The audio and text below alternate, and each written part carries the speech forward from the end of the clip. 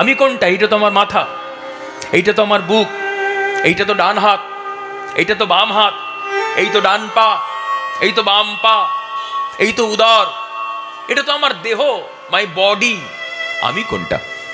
ভগবান কৃষ্ণ শ্রীমদ্ ভগবদ গীতা মুখে অর্জুনকে সামনে রেখে সমস্ত জীব নিচয়ের উদ্দেশ্যে প্রকৃত আমি কে তার পরিভাষা বলছেন, তার সংজ্ঞা নির্ণয় করে দিচ্ছেন, তার ডেফিনেশন বলছেন।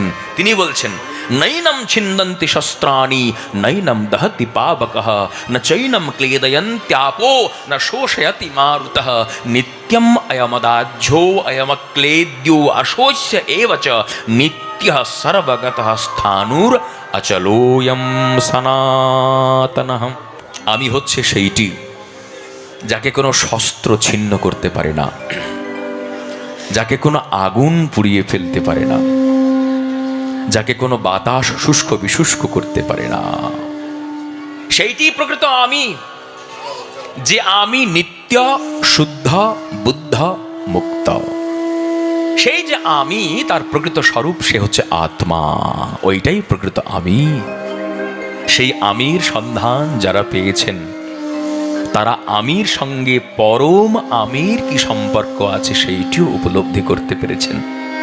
পরম আমি শ্রী শ্রী ভগবান কৃষ্ণ।